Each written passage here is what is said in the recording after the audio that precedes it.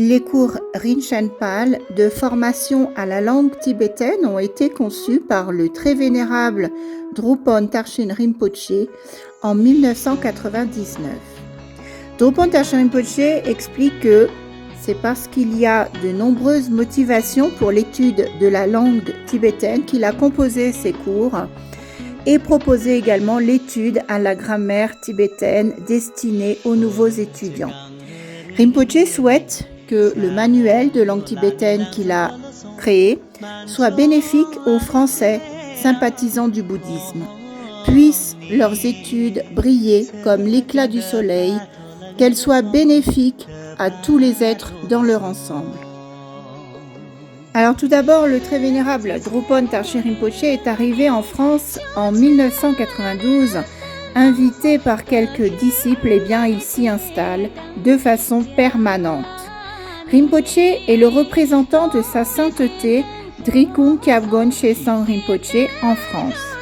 Il enseigne la philosophie, la religion, les rites bouddhistes, les rituels, la langue tibétaine, les 6 yogas de Naropa, la méditation, etc. Et il est également à l'origine de nombreuses actions humanitaires et culturelles dans l'Himalaya, notamment au Ladakh, par l'intermédiaire de son association France Himalaya Tiers-Monde.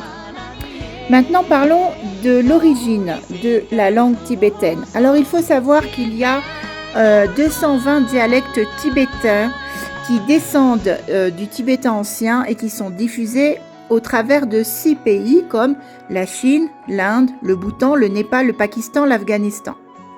Ces dialectes ne permettent pas une intercompréhension mutuelle. Par exemple, le tibétain du Kham ne peut comprendre le tibétain de Lhasa. Alors, quelle est l'origine de cette précieuse langue tibétaine ? Tout se passe au 7e siècle, alors qu'il n'existait pas encore de langue écrite au Tibet. Le roi de l'époque, Namri Songtsen Gompo, le 33e roi de l'Empire tibétain, envoya Tonmi Sambhota, son premier ministre en Inde, afin de créer, à partir du sanskrit, une langue qui servirait de base pour la traduction des enseignements du Bouddha. Alors je rappelle que Songtsen Gompo était une incarnation de Chenrezig qui a converti le peuple du Tibet au bouddhisme. Alors la langue tibétaine respecte la rigueur du sanskrit, mais c'est une langue beaucoup plus simple. C'est une langue qui est essentiellement monosyllabique, c'est-à-dire que chaque syllabe peut être à la fois un nom, un verbe, un adjectif. Une syllabe peut contenir d'1 à 6 lettres et elle est séparée par un point. L'alphabet tibétain se compose de 30 consonnes et de 4 voyelles. Les consonnes ont toutes un son A et les voyelles par contre ne sont pas des lettres à part entière puisqu'elles vont s'accrocher au-dessus ou en dessous, elles seront souscrites ou suscrites aux consonnes pour en modifier le son. Il existe 3 types d'écriture, l'Uchen, donc qui correspond aux lettres capitales de chez nous, le Kyugik, qui est une écriture cursive, et l'Ume, qui est une écriture intermédiaire. Alors ce qui nous intéresse ici, bien sûr, c'est l'Uchen, qui est l'écriture la plus courante. L'apprentissage de la langue tibétaine est une joie.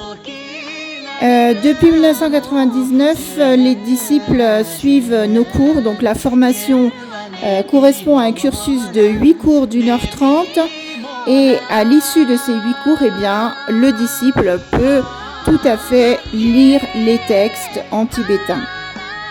Pour obtenir toutes les informations sur la formation à la langue tibétaine, rendez-vous sur le site de l'Institut Rinchen-Pal du bouddhisme tibétain à l'adresse suivante https://bouddhisme tibétain France tout attaché en minuscule.com. À bientôt.